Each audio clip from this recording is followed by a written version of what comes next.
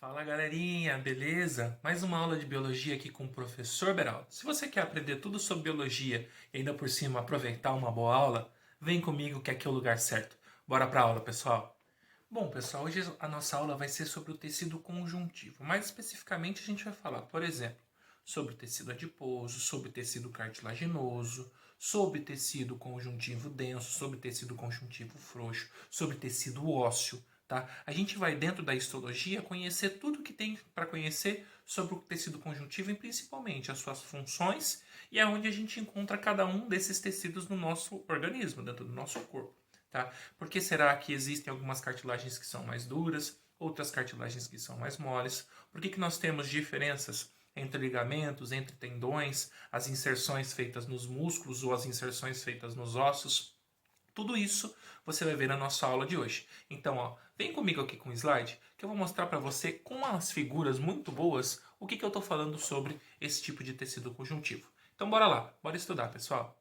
Bom, pessoal, hoje então a gente vai aprender um pouquinho sobre histologia humana, mais propriamente dito sobre o tecido conjuntivo, certo? Qual que é a função principal, assim, de forma geral, do tecido conjuntivo? Ele vai atuar no suporte de outros tecidos, certo? E ele tem uma função de dar sustentação, já que esse material ele tem, em alguns casos, muita resistência, certo? E também recebe os próprios nutrientes, já que é um tecido vascularizado.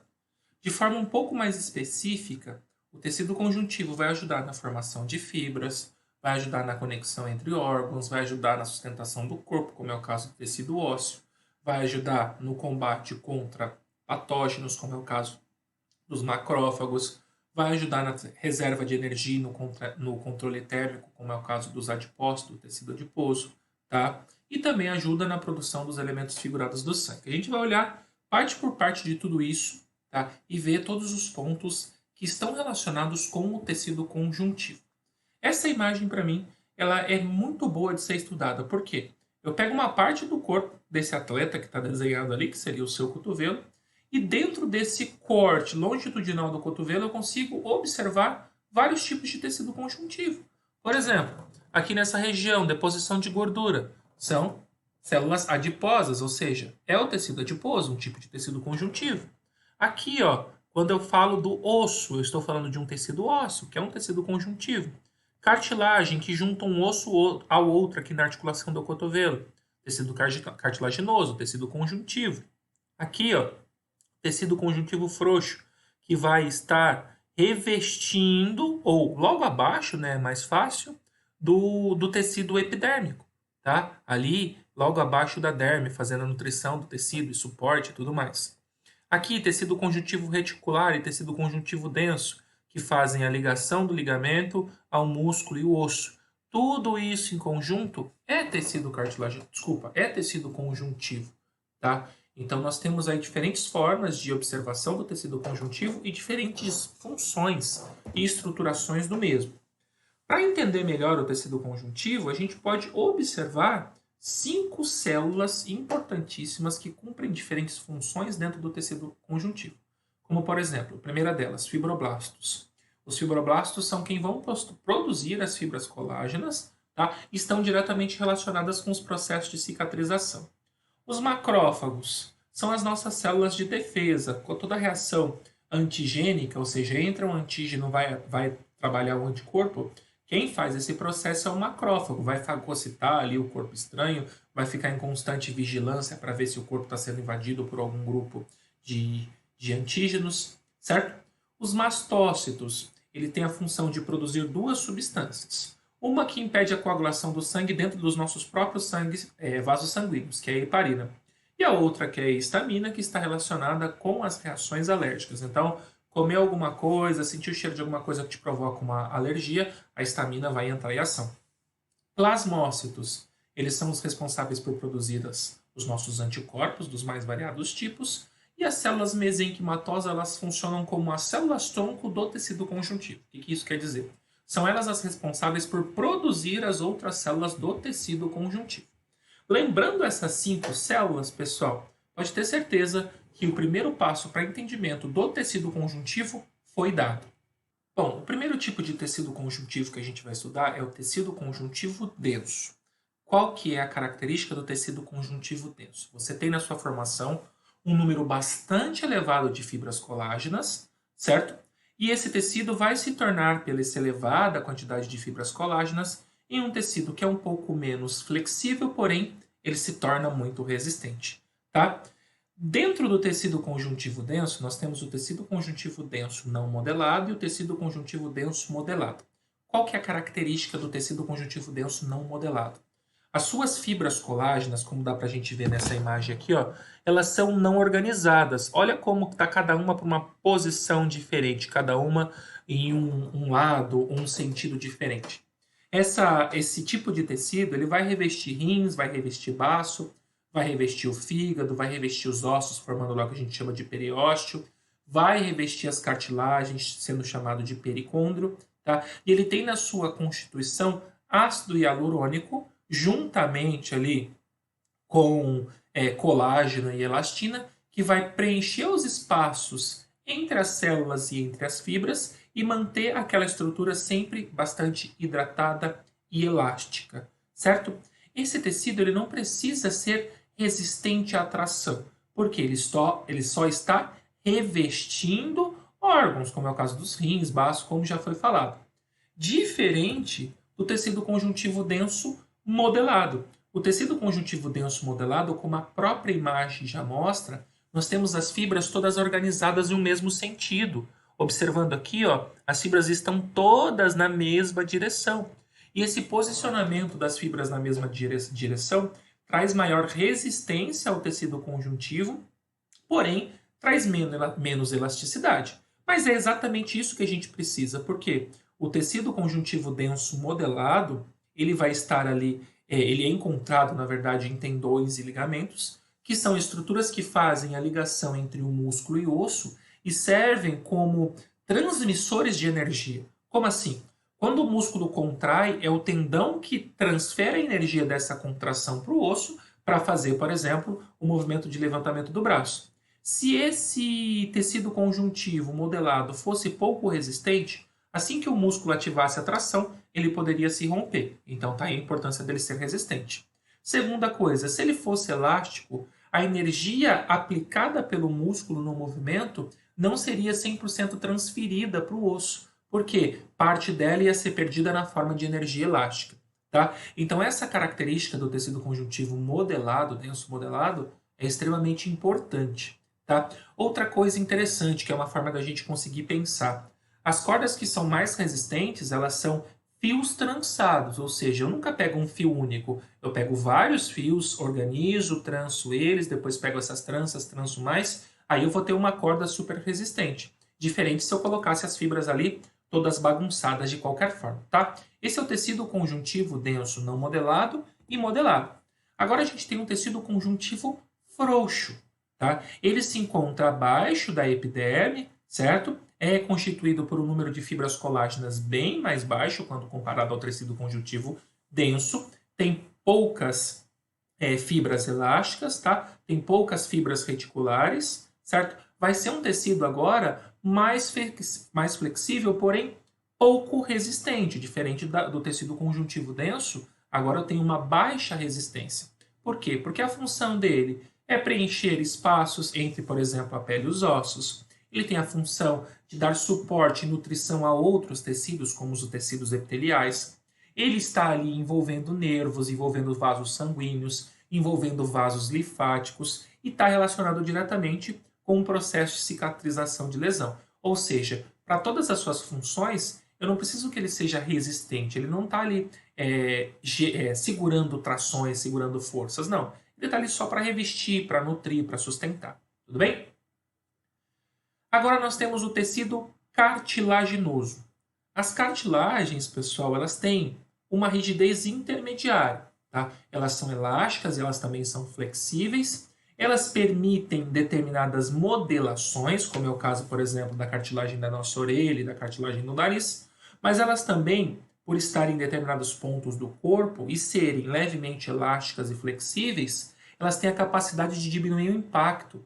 Ela rouba a energia do impacto e absorve essa energia, diminuindo o impacto para outras estruturas que elas estão próximas. Tá? Dentro da formação do tecido cartilaginoso, a gente tem uma sequência de células novas, adultas e depois velhas, que são condroblastos, que são as células mais jovens ali que vão originar o tecido cartilaginoso. Depois os condrócitos, que são as células adultas que formam o tecido cartilaginoso e ajudam na expansão desse tecido durante o desenvolvimento. E os cronoclastos, que são as células mais velhas, que serão descartadas para a renovação do tecido. Tudo bem? Aqui nessa imagem a gente tem uma amostra de como seria uma osteoartrose. Tá? Eu tenho a região de cartilagem sendo consumida aqui nesse osso do fêmur, aumentando o atrito entre o osso da bacia e o osso do fêmur, o que causa um desgaste, o que causa dor, o que causa incômodo, o que causa dificuldade de movimentação. Tá? Dentro do tecido cartilaginoso, nós temos 3 tipos de cartilagem: cartilagem hialina, cartilagem elástica e cartilagem fibrosa. E o que muda entre elas?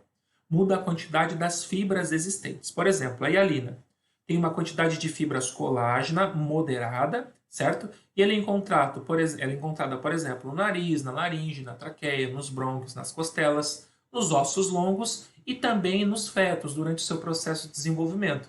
Essa cartilagem hialina vai sendo substituída por ossos à medida que o embrião, o bebê, vai se desenvolvendo, certo?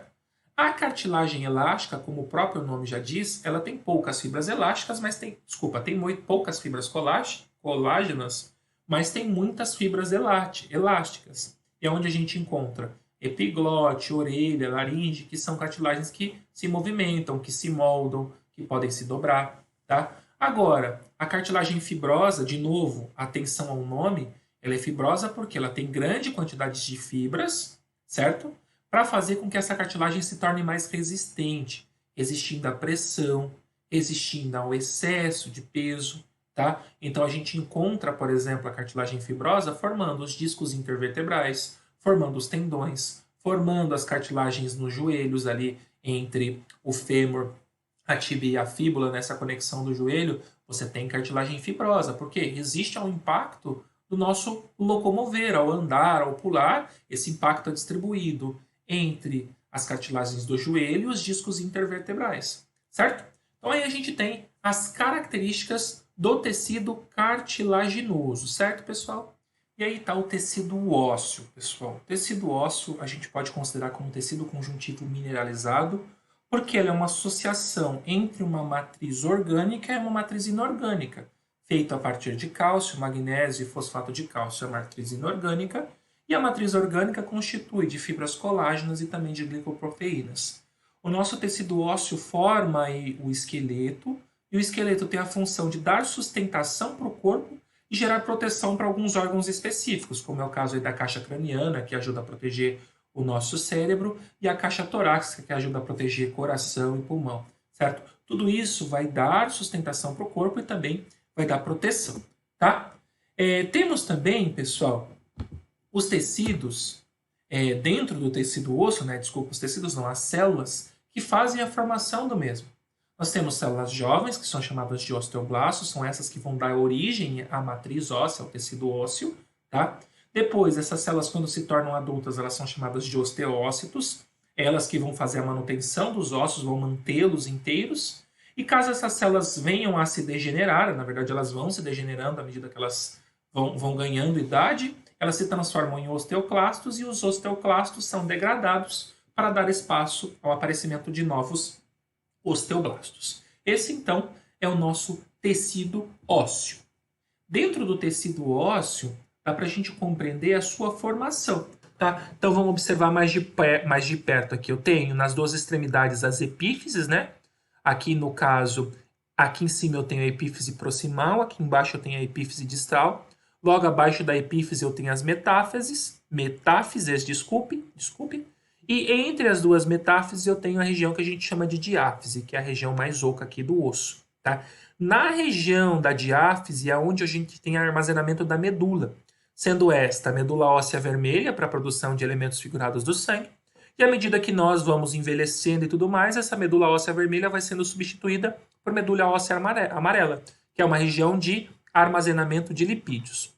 Na parte da epífise proximal, aqui em metáfase, nós temos, na extremidade da epífise proximal, revestindo o osso, uma cartilagem articular, que serve para diminuir o atrito entre um osso e outro. Depois, logo abaixo dela, a gente tem a linha epifisária, que é a região de crescimento e alongamento do osso.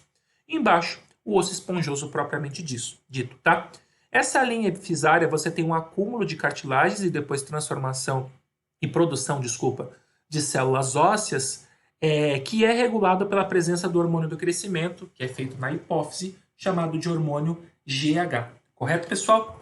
Bom, tecido adiposo.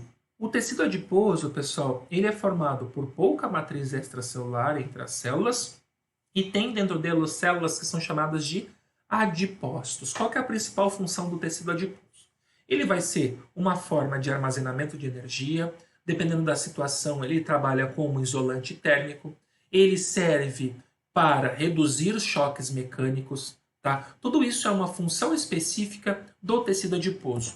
E se a gente fizer uma comparação entre o corpo de um homem e o corpo de uma mulher, a deposição de gordura ela é diferente. E a quantidade de gordura no corpo em determinadas situações também é diferente. Um homem, por exemplo, com uma taxa de gordura bem baixa, um corpo super atlético, ele vai ter em torno de 8% de gordura no corpo. Enquanto uma mulher na mesma situação vai ter em torno de 15% de gordura no corpo. São deposições diferentes que são reguladas pelos hormônios sexuais. Tá? E uma situação bem interessante da gente conhecer é a gordura nos bebês, que é extremamente importante, já que o bebê, quando nasce, ele nasce com um regulador térmico ainda não funcionando muito bem. Por isso ele precisa de um revestimento extra de gordura para que nos seus primeiros dias de vida ele consiga manter a sua temperatura constante. Até que, à medida que ele vai se desenvolvendo, o seu metabolismo vai ficando mais ativo e consegue fazer a manutenção da temperatura mais facilmente. Certo, pessoal? E chegamos, galera, ao fim de mais uma aula de biologia. Espero que vocês tenham entendido essa aula. Se ficar com alguma dúvida, não pira não, cara. Volta aí no vídeo, dá um pause onde você precisa, olha a imagem, dá o play de novo, assiste um pedacinho do vídeo, faz as suas anotações e arrebenta na aula, meu querido. Um abraço do professor Beraldo e até a próxima aula.